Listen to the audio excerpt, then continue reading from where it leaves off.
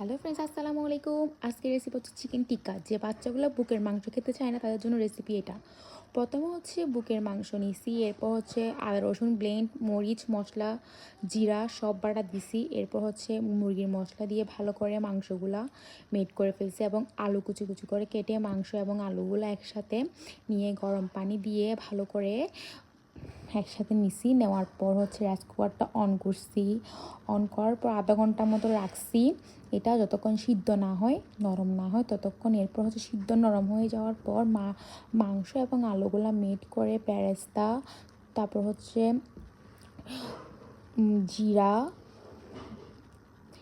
তারপর হচ্ছে একটু সরিষার তেল, তারপর হচ্ছে পুদিনা পাতা দিতে পারেন, ধনে পাতা দিতে পারেন, যার যেটা ইচ্ছে সেটা দিয়ে ভালো করে মেখে নিচ্ছি। সাথে একটা ডিমও দিছি। এটা হচ্ছে অপশনাল, যার ইচ্ছা হবে সে দিবেন। এরপর ভালো করে সব কিছু মেখে নেবেন। যারা ছোটো বাচ্চারা বুকের মাংস খেতে চান তাদের জন্য কিন্তু ওটা অনেক স্পেশাল। তারপর হচ্ছে একটা ফ্রাইং প্যানে হালকা তেল গরম করে সেখানে আস্তে আস্তে আলতো করে করে দিচ্ছি একটা একটা। আলহামদুলিল্লাহ অনেক সুন্দর হয়েছে এবং অনেক মজা হয়েছে। এরকম রেসিপিতে সবাই সবাই আমাকে কমেন্ট করুন। আসসালামু আলাইকুম।